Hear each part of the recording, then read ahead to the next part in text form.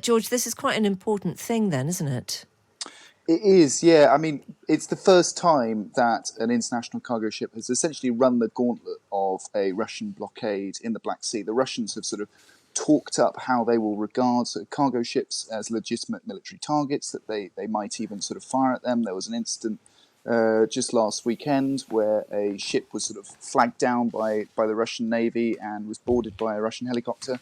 But this cargo ship appears to have succeeded in sort of in making a move. And because this one succeeded, does it mean that others would also succeed? Well, that is the million-dollar question, isn't it? It certainly sets a precedent to the extent that it calls Russia's bluff a bit, I guess, that, if one ship can go, surely some of their threats ring a little bit hollow. That said, you never know. I mean, it's Russia we're dealing with, and their actions have not been entirely predictable in the No, they're last not year and a exactly half. logical, aren't they? Yeah. Would one of the keys to this ship being able to sail the fact that it was Hong Kong flagged? I mean, quite a lot of ships are sailing under different flags, aren't they? And international flags too. I wouldn't read too much into that, just because, like you say, international ships tend to be flagged by countries with which they seemingly have very little relation. So the vessel I was mentioning previously that was sort of essentially pulled over by the Russian Navy was flagged to Palau, a tiny island nation, I believe. So I wouldn't read too much into that.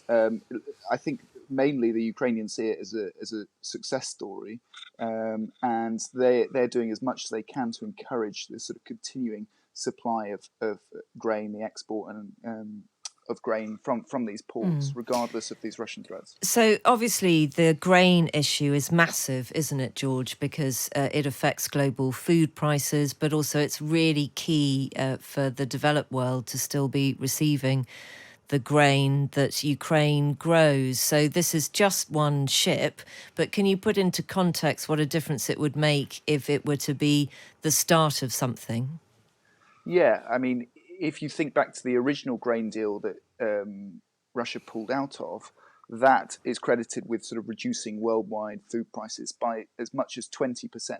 So that gives you a scale of the impact that Ukraine has on the rest of the world and its food supply. I've been driving around Ukraine for the past couple of weeks. This is a key moment of the year because we've just had the harvest of these massive wheat fields, and we're coming up to the point where the sunflower also will be reaped, and that produces the sunflower oil, which is key for almost every modern day food product. So it really is a crucial moment, not just for Ukraine but for the world.